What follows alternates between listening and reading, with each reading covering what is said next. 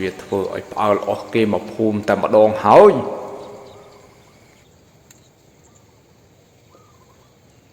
ដោយក្រំពន្លឺច័ន្ទព្រឿងគ្រូផុននិងនីកយសង្កេតឃើញថាមានស្រមោលមនុស្សដែលកំពុងតែអូសរទេះឈើយឺតនៅក្នុងភាពងងឹតទាំងពីរនាក់ក៏បានសង្កេតមើលស្រមោលនោះដោយយកចិត្តទុកដាក់នៅពេលដែលស្រមោលនោះចូលមកកាន់តាគៀរំពេចនោះក៏ស្រាប់តែបាត់ស្រមោលនោះសូន្យឈឹងមិនដឹងថាជាទៅទីណានោះឡើយដោយបន្សល់ទុកនៅតែនាគសៅដែលកំពុងតែដេកនៅលើរទេះឈើនោះតាផុននោះគឺជាអាសៅនៅលើរទេះនោះឈប់សិនតើអកយវាអាចជាអន្ទាក់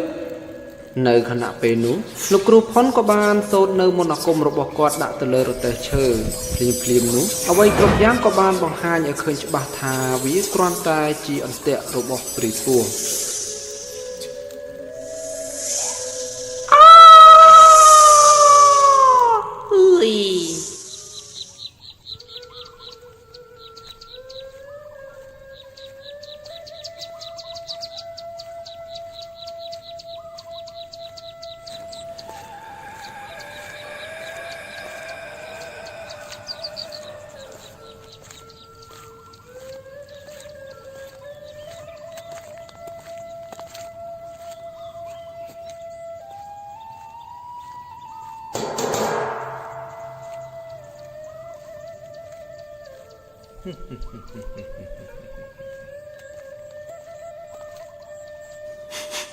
អូយឈ្ងុយ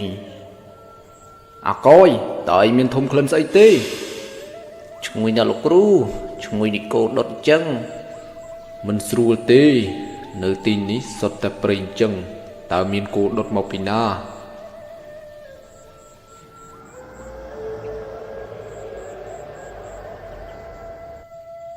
អើយកាន់តែមិនស្រួលមែនទេហើយកណ្ដាលព្រៃស្ងាត់ឈឹងអញ្ចឹងធំក្លិនឈ្ងុយយ៉ាងនេះ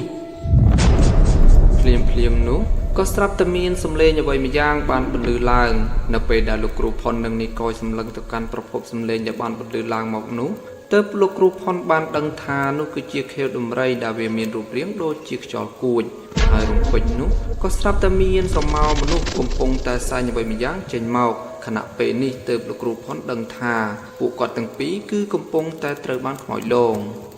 វីវោហើយពួកយើងជួបខ្មោចហើយលោកគ្រូខ្ញុំខ្លាចដល់លោកគ្រូកុំខ្លាចវាធ្វើឲ្យពួកយើងមិនកើតទេខ្មោចពេលថ្ងៃបែបនេះបិទភ្នែកឲ្យទៅចិត្តទៅវាគ្រាន់តែជាការសម័យសម័យដែលមកបន្លាចឯងតែប៉ុណ្ណោះដាច់ខាតឯងកុំរត់ឲ្យសោះតាំងសតិឲ្យជាប់កុំនិយាយឆ្លើយឆ្លងជាមួយពួកវាទៅគឺបានហើយនៅខណៈពេលដែលនីកយកំពុងតែធ្វើសមាធិយ៉ាងស្ងៀមស្ងាត់រំពេចនោះនីកយដូចជាមានអារម្មណ៍ដឹងថាហាក់បីដូចជាបាត់លោកគ្រូផុនពេលនោះនីកយក៏បានបើកភ្នែកនិងសម្លឹងមើលនៅជុំវិញខ្លួន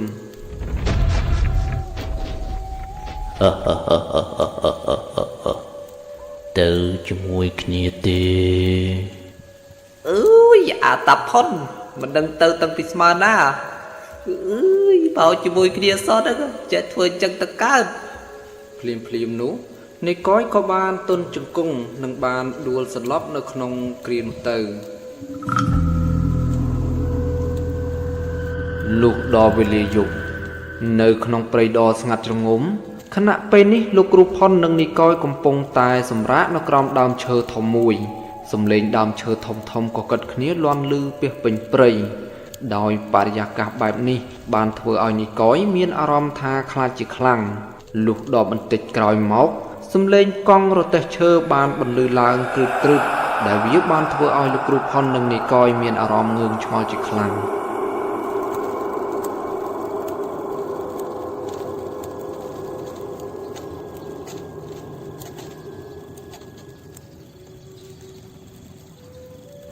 ដោយក្រំពន្លឺច័ន្ទព្រឿងគ្រូផុននិងនីកយសង្កេតឃើញថាមានស្រមោលមនុស្សដែលកំពុងតែអូសរទេះឈើយឺតនៅក្នុងភាពងងឹតទាំងពីរនាក់ក៏បានសង្កេតមើលស្រមោលនោះដោយយកចិត្តទុកដាក់នៅពេលដែលស្រមោលនោះចូលមកកាន់តាគៀរំពេចនោះក៏ស្រាប់តែបាត់ស្រមោលនោះសូន្យឈឹងមិនដឹងថាជាទៅទីណានោះឡើយ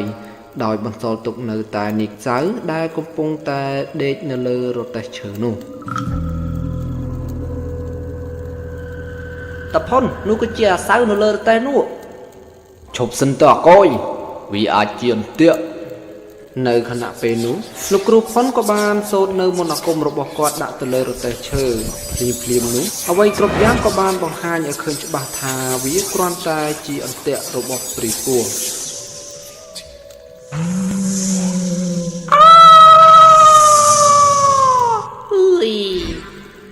ដំណាក់កាលនេះគ្រូផុនក៏បានប្រើនៅអាគមចុងក្រោយរបស់គាត់ដើម្បីកម្ចាត់ព្រាយពោះមួយនេះហើយការប្រយុទ្ធក៏បានចាប់ផ្ដើមឡើងក្នុងពេលនោះទៅតាមមើលមានទៅប្រើថ្នាំខ្លាំងហើយ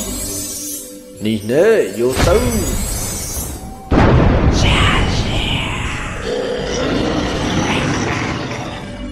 យេ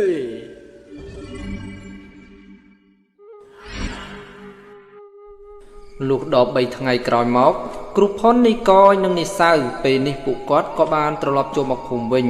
ទាំង3អ្នកគ្រូផុនសង្កេតឃើញថាតាមផ្ទះនីមួយៗនៅក្នុងភូមិមិនមានពន្លឺចង្កៀងបំភ្លឺតាមផ្ទះសោះឡើយ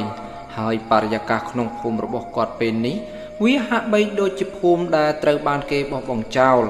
នៅខណៈពេលនោះពួកគាត់ទាំង3ក៏បានចាប់ផ្ដើមពិសោធន៍ដោយចង់ដឹងថាមានរឿងអ្វីកើតឡើងនៅក្នុងភូមិរបស់ពួកគាត់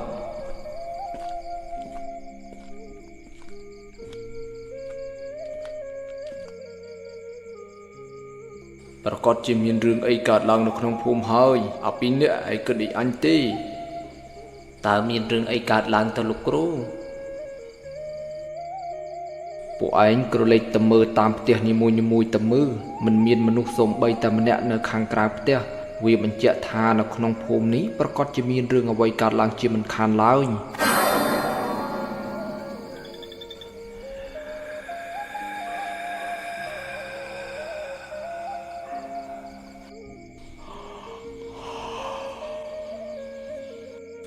ឃើញតែប៉ិតដែរហើយមិនបាច់ចាំបាត់ដេកទេយប់នេះពួកឯងនិយាយថាម៉េចមិញអូអត់មានអីទេលោកគ្រូហើយយើងគួរតែធ្វើយ៉ាងម៉េចទៀតទៅមានតែពិសោធន៍ហើយ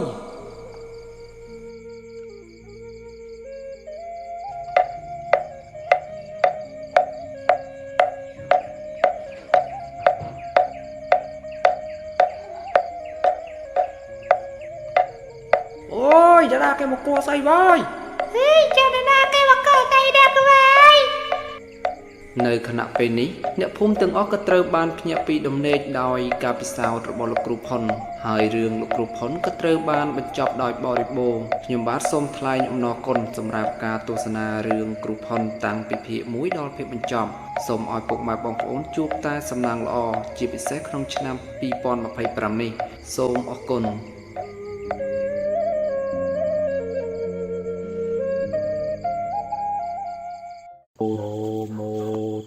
ចេញឃ្លៀមទៅចេញពីផ្ទះរបស់យើងឃ្លៀមទៅចាប់ចេញឃ្លៀមទៅចេញពីផ្ទះរបស់យើងទៅចាប់ចេញឃ្លៀមទៅចេញពីផ្ទះរបស់យើងឃ្លៀមទៅអូយនេះដែងតើណាអស់ហើយជួយអញផងជួយអញផងជួយផងជួយផងសូមពួកញោមតាំងសតិឲ្យជាប់បិសាចមួយនេះវាមិនអាចធ្វើអ្វីពួកញោមបានឡើយដូច្នេះហើយពួកញោមមិនបាច់ចាំខ្លាចអ្វីនោះទេដោយលោកតាបឿងគឺជាសង្ឃដែលមានសិលបរិសុទ្ធបារមីថែរក្សាទាំង8ទិសគឺមិនអនុញ្ញាតឲ្យអសុរកាយប្រែតនោះធ្វើអ្វីដល់លោកតាបឿងបានឡើយខណៈពេលដែលអសុរកាយប្រែតបំរុងនឹងជន់ទៅលើលោកតាបឿងទៅហើយក៏ស្រាប់តែលេចចេញនៅរូបរាងរបស់យាយហូមួយយ៉ាងធំសម្បើមនឹងបានការពារលោកតាបឿងពីការជន់កិច្ចរបស់អសុរកាយប្រែតមួយនោះរឿងរ៉ាវគឺត្រូវបាននិយាយអំពីភូមិតូចមួយដែលស្ថិតនៅឯទីជនបទដែលវាជារឿងនិទានមុនចូលគេងរបស់ចាស់ៗដែលតែងតែនិទានបន្លាចដល់ក្មេងៗអំពីព្រះសង្ឃមួយអង្គដែលតែងតែនិមន្តបិណ្ឌបាតប្រលឹងរបស់អ្នកភូមិរៀងរាល់ពេលពាក់កណ្ដាលយប់នាពេលរាត្រីស្ងាត់សំឡេងឆ្កែលូរងំនៅបរិវេណចុងភូមិតូចមួយនៅស្រុកថ្មគោលខេត្តបាត់ដំបងពន្លឺព្រះច័ន្ទព្រឿងៗបានបង្ហាញអំពីវត្តមានរបស់ព្រះសង្ឃមួយអង្គដែលកំពុងតែនិមន្តចូលភូមិទាំងមានសភាពហាមប៉ោងនិងមានសម្បុរខ្មៅភ្នែកលៀនកំពុងតែនិមន្តបិណ្ឌបាតនាពេលពាក់កណ្ដាលយប់អ្នកភូមិនៅទីនោះតែងតែនិយាយថារៀងរាល់ពេលពាក់កណ្ដាលយប់ ពួកគាត់តែងតែឮសំឡេងសូត្រធម៌របស់ព្រះសង្ឃខ្មោចអង្គនោះដែលតែងតែដើរតាមផ្លូវក្នុងភូមិរៀងរាល់ពេលពាក់កណ្ដាលអាធ្រាត្រ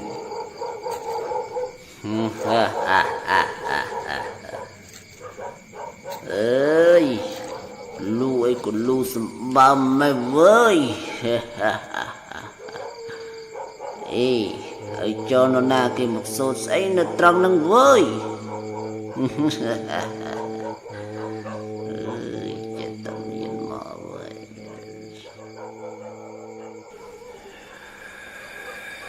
តើមានប្រលឹងសម្រាប់ដាក់បាតទេញោម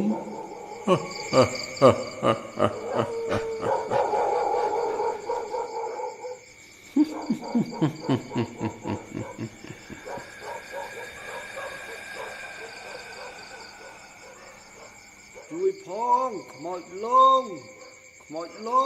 ជួយផងលោកអើយខ្មោចលងជួយផងខ្មោចលង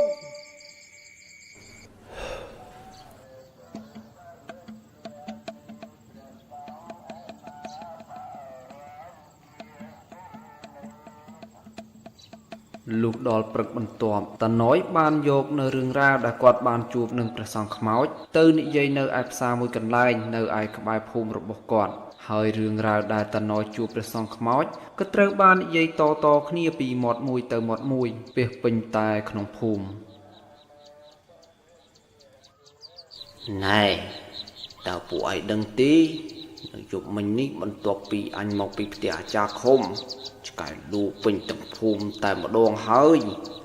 អាសំលេងលូនោះវាមកជុំទេងុំនឹងសំលេងសូត្រនោះនឹងហ្មងនៅពេលដែលអញងាកទៅមើលម្ចាស់សំលេងតើពួកឯងដឹងថាអញបានឃើញអ្វីទេគឺខ្មោចលោកសង្ឃដែលគេល្បីនោះឥឡូវអញបានឃើញផ្ទាល់ហើយតើពួកឯងមិនចង់ឃើញខ្មោចនោះទេកុំដើរលេងនៅពេលពាក់កណ្ដាលអាធ្រាត្រឲ្យសោះវើយ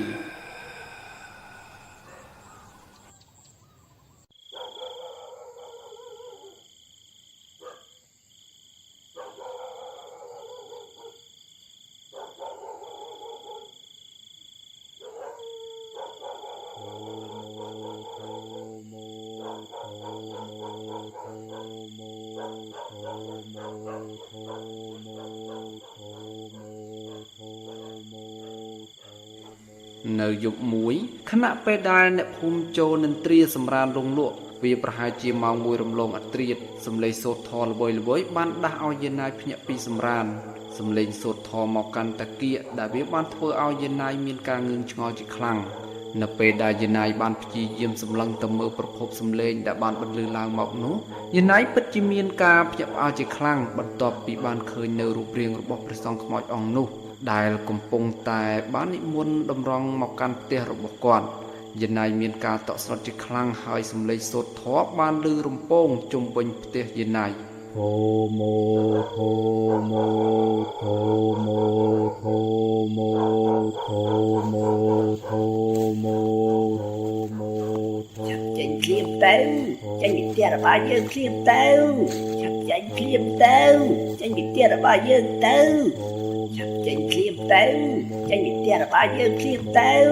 ឆាប់ចេញឃ្លៀមទៅចេញពីផ្ទះរបស់យើងទៅធមោធមោ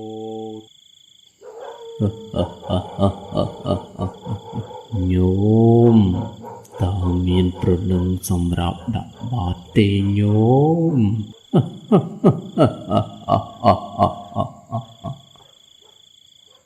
ព្រះពុទ្ធព្រះធម៌ព្រះសង្ឃជួយណៃផងបន្ទាប់ពីយាយណាយរំលឹកដល់គុណព្រះពុទ្ធព្រះធម៌និងព្រះសង្ឃហើយសំឡេងសូត្រធម៌និងសំឡេងស្រែកសួរសុំបណ្ឌបាតប្រលឹងក៏ត្រូវបានស្ងាត់សូន្យមួយរំពេចហើយបរិយាកាសនៅបរិវេណផ្ទះរបស់យាយណាយក៏ត្រូវបានត្រឡប់មកកាន់ធម្មតាវិញ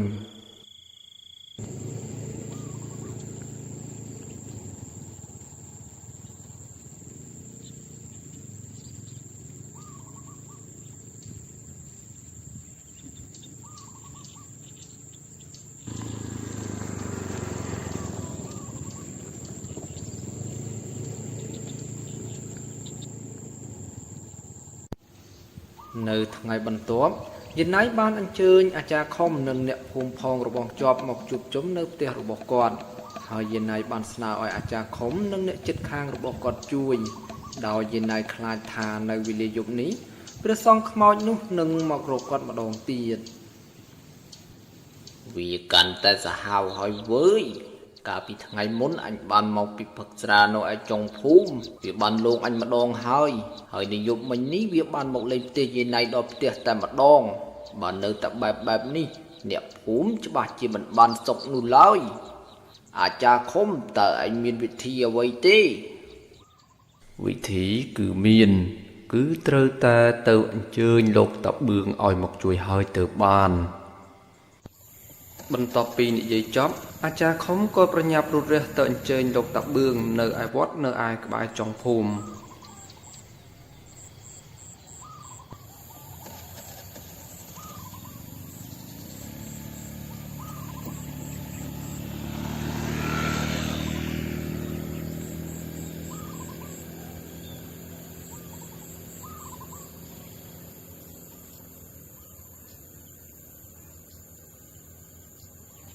នៅរួមសាងឈ្មោះអដំឥឡូវបំភ្លេចត្រនំទ្រូងអើយទ្រូងខ្ញុំរងកម្មអិនស្បាយបេងដូងរិញស្ងួនហួនហែងអងហើយលុះដល់វេលាយប់សំឡេងរថយោល្ងាលេងឡំនឹងសំឡេងចង្រិតយំនាពេលរាត្រីតាណយនិងនាយដែងកំពុងតែអង្គុយចាំអាចារ្យខុមដែលបានទៅនិមន្តលោកតាបឿងនៅឯវត្តកំពុងតែបណ្ដាត់អារម្មណ៍តាមរថយោភ្លាមនោះក៏ស្រាប់តែឮសំឡេងយាយណៃស្រែកវាស់ចេញពីក្នុងផ្ទះរបស់យាយណៃឃ្លៀមទៅចេញពីផ្ទះរបស់យើងឃ្លៀមទៅឆាប់ចេញឃ្លៀមទៅចេញពីផ្ទះរបស់យើងទៅចេញឃ្លៀមទៅចេញពីផ្ទះរបស់យើងឃ្លៀមទៅចេញឃ្លៀមទៅចេញពីផ្ទះរបស់យើងទៅជួយផងមកជុំមកឆ្លងជួយផងជួយផងជួយខ្ញុំផងជួយផងជួយខ្ញុំផងជួយផងតាណយនេះដែងតាណាអស់ហើយជួយអញផងជួយអញផងជួយផងជួយផងទៅណាមិនបាច់ចាំខំរត់នោះទេរត់មិនរួចទេនៅខណៈពេលនេះព្រះសង្ឃខ្មោចបានដេញតាមយាយណៃយ៉ាងប្រកិតដោយដេញបណ្ដានិងស្រែកសុំយាយណៃបណ្ដានៅពាក្យថាអត់ឆាន់ទេនៅយប់នេះតើអាត្មាអាចសុំបិណ្ឌបាតប្រលឹងញោមបានទេលោកតាជួយកណាផងញោមវាពិតជាបាបកម្មខ្លាំងណាស់តើអាចឲ្យអាត្មាសុំបិណ្ឌបាតអ្នកភូមិទាំងអស់នេះផងបានទេមិនបានទេវាមិនមែនជារឿងរបស់ព្រះអង្គនោះឡើយឆាប់ចេញពីទីនេះភ្លាមទៅអាត្មានឹងចេញពីទីនេះបន្ទាប់ពីញោមដោះលែងអ្នកភូមិទាំងអស់នេះហើយឈប់វល់នៅក្នុងបរិវេណក្នុងភូមិនេះទៀតទៅវាគឺពិតជាបាបកម្មខ្លាំងណាស់ញោមបើនិយាយបែបនេះទៅហើយអញ្ចឹងពួកយើងមានតែមកសាកគ្នាមើលទៅនៅខណៈពេលនោះព្រះសង្ឃខ្មោចក៏បានកលាខ្លួនទៅជារូបរាងដើមដែលវាគឺជាអសូរកាយដែលមានរូបរាងដូចជាសត្វចចនិងមានចង្កូមស្រួចហើយរាងកាយរបស់វាគឺមានកម្ពស់ខ្ពស់ជាងមនុស្សធម្មតានៅក្នុងភូមិបើញោមសម្រេចចិត្តថានឹងធ្វើបែបនេះទៅហើយអាត្មាក៏មិនដឹងថានឹងត្រូវជួយញោមយ៉ាងម៉េចដែរភ្លាមនោះលោកតាបឿងក៏បានឈប់មានសង្ឃដីកាហើយលោកក៏បានបិទភ្នែកនិងធ្វើសមាធិនៅខណៈពេលនោះក៏ស្រាប់តែមានពន្លឺអ្វីម្យ៉ាងបានផុសចេញមក ដែលវាមើលទៅហាក់បីដូចជាពន្លឺដែលឃុំក្រងអ្នកភូមិនិងលោកតាបឿងអញ្ចឹង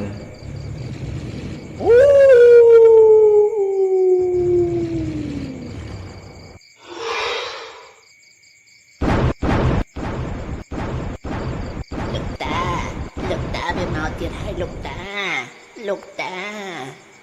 សូមពួកញោមតាំងសតិឲ្យជាប់បិសាចមួយនេះវាមិនអាចធ្វើអ្វីពួកញោមបានឡើយដូច្នេះហើយពួកញោមមិនបាច់ចាំខ្លាចអ្វីនោះទេ បន្ទាប់ពីលោកតាបឿងមានសង្ឃដីកាចប់ក៏ស្រាប់តែមានខ្យល់បក់បោកមកយ៉ាងខ្លាំងហើយអសូរកាយក៏បានព្យាយាមគំទេចរនាំងការពាររបស់លោកតាបឿងដោយមិនអាចធ្វើអ្វីលោកតាបឿងបានអសូរកាយនោះក៏បាននិមិត្តខ្លួនទៅជាប្រែតមួយយ៉ាងធំដើម្បីជន់គំទេចរនាំងការពាររបស់លោកតាបឿងដោយលោកតាបឿងគឺជាសង្ឃដែលមានសិលបរិសុទ្ធ បារមីថែរក្សាទាំង8ទិសគឺមិនអនុញ្ញាតឲ្យអសូរកាយប្រែតនោះធ្វើអ្វីដល់លោកតាបឿងបានឡើយខណៈពេលដែលអសូរកាយប្រែតបំរុងនឹងជន់ទៅលើលោកតាបឿងទៅហើយក៏ស្រាប់តែលេចចេញនៅរូបរាងរបស់យានហូមួយយ៉ាងធំសម្បើមនិងបានការពារលោកតាបឿងពីការជន់កតិចរបស់អសូរកាយប្រែតមួយនោះ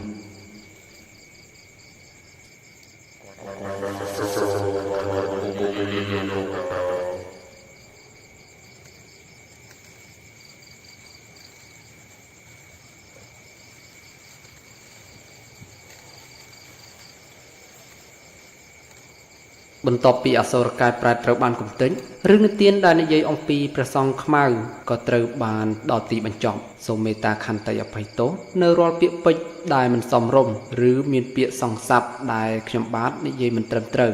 សូមពុកម៉ែបងប្អូនអភ័យទោសដល់រូបខ្ញុំបាទផងជាចុងក្រោយប្រសិនបើពុកម៉ែបងប្អូនពេញចិត្តនៅវីដេអូរបស់ខ្ញុំបាទសូមពុកម៉ែបងប្អូនជួយចុច like comment និង share ដើម្បីជាកម្លាំងចិត្តដល់រូបខ្ញុំបាទ